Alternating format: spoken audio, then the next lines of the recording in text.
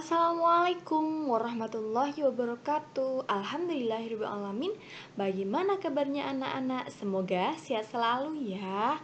Oke, sudah lama sekali kita sudah sekitar sepekan kita tidak melakukan pembelajaran setelah kita melaksanakan ujian.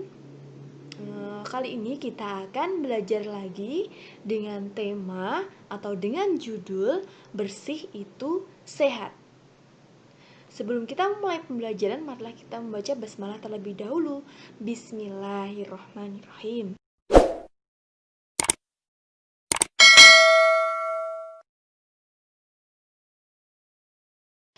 Pengertian kebersihan. Kebersihan di sini diambil dari kata bersih, yang artinya bebas dari kotoran atau suci atau bening. Nah, kebersihan ini dilihat dari agama Islam, yaitu dijelaskan bahwasanya upaya manusia untuk memelihara diri sendiri dari lingkungannya, dari segala yang kotor dan keji dalam rangka untuk mewujudkan serta melestarikan kehidupan yang sehat dan nyaman yang menjadikan seseorang tersebut terbebas dari penyakit.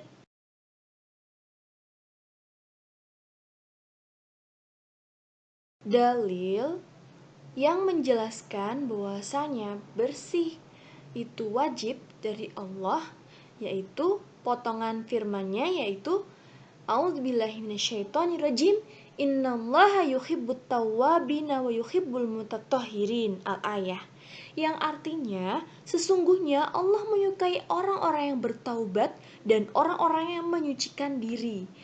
Disebutkan dalam surat Al-Baqarah ayat 222.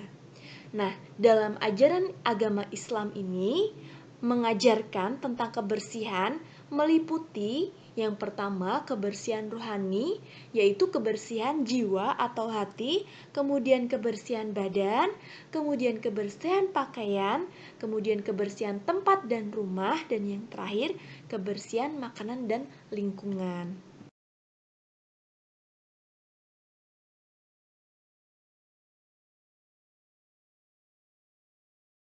Hadas dan najis.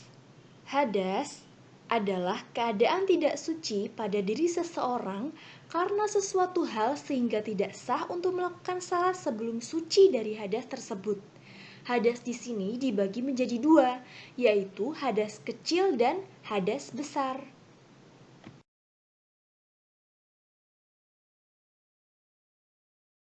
Hadas kecil. Hadas kecil di sini adalah keadaan seseorang tidak suci yang menyebabkan ia harus berwudu, dan jika tidak ada air maka dengan tayamum. Contohnya, buang air kecil, buang air besar, dan buang angin atau biasa kita sebut dengan ketut.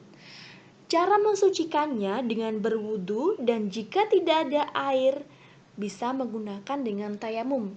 Tayamum di sini adalah menggunakan debu dan diusapkan pada bagian tubuh kita, yaitu muka dan tangan.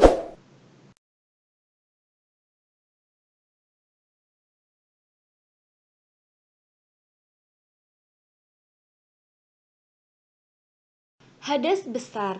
Hadas besar di sini adalah keadaan seseorang tidak suci. Agar ia menjadi suci, ia diwajibkan untuk mandi, dan jika tidak ada air maka bisa dengan tayamum.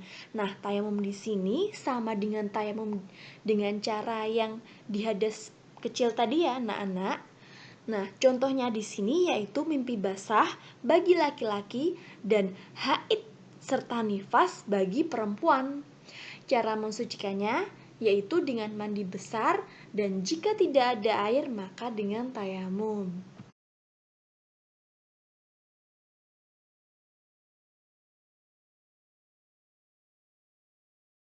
Nah, selanjutnya yaitu najis.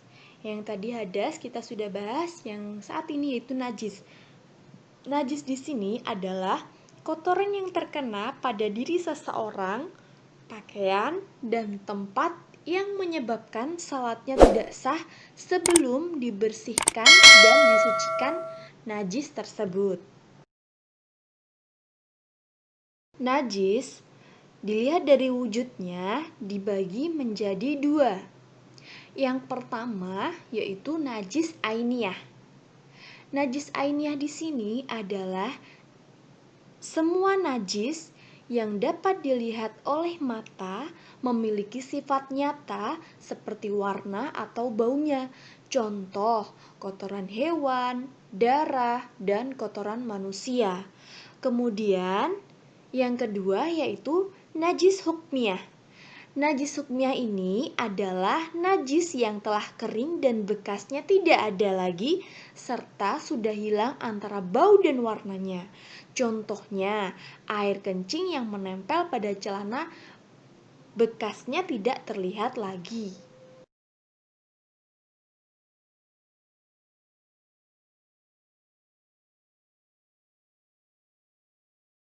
Najis, jika dilihat dari berat ringannya dibagi menjadi tiga, yaitu yang pertama najis mukhafafah. Di sini adalah yang dimaksud najis ringan. Cara mensucikannya cukup dipercikkan air pada tempat yang terkena najis. Contohnya, air kencing bayi yang belum makan apapun selain ASI dan belum berumur 2 tahun. Jadi jika kalian terkena kencing adik bayi yang kalian gendong misalnya, terus adik bayi tersebut belum makan apa-apa selain ASI dan belum berumur 2 tahun, maka cukup membersihkannya dipercikkan dengan air saja. Kemudian yang kedua yaitu najis mutawasitoh. Najis ini adalah najis sedang. Cara mensucikannya mengalirkan air dan dicuci sampai bersih, sampai hilang bekasnya, baunya ataupun rasa serta warnanya. Contoh, air kencing, kotoran hewan, darah, kotoran manusia, dan lain-lain. Kemudian yang terakhir yaitu najis mughaladoh. Najis ini disebut dengan najis berat. Cara mensucikannya dicuci dengan air sebanyak 7 kali siraman, salah satunya menggunakan debu atau tanah yang suci. Contoh, terkena air liur anjing dan babi. Jika kalian memegang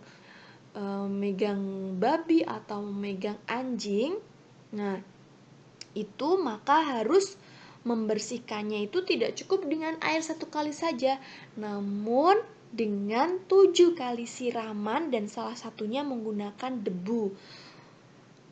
Untuk lebih baiknya daripada menyusahkan kalian, maka hindarilah kedua hewan tersebut. Itu ya anak-anak.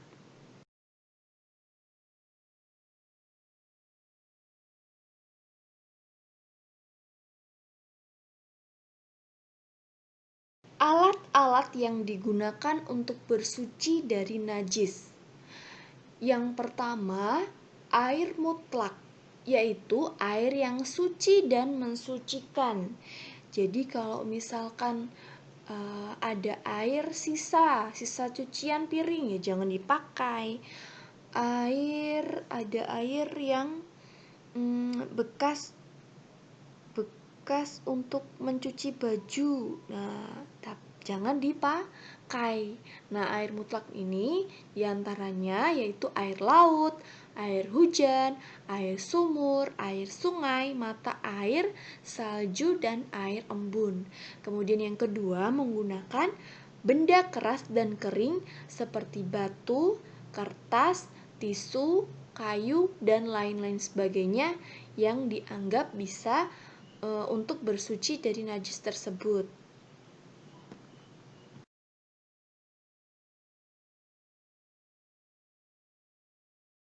Anak-anak, mungkin cukup sekian penjelasan dari Ustadzah. Terima kasih sudah memperhatikan dan mendengarkan dengan seksama video Ustadzah kali ini. Semoga bermanfaat bagi kita semua ya. Amin amin ya rabbal alamin. Sebelum Ustadzah akhiri, marilah kita tutup dengan bacaan hamdalah. Alhamdulillahirabbil alamin. Ustadzah akhiri. Terima kasih. Silakan subscribe jika bermanfaat. Dan komen jika ada masukan yang perlu Ustadzah benarkan. Terima kasih untuk perhatiannya. Sudah akhiri, wassalamualaikum warahmatullahi wabarakatuh.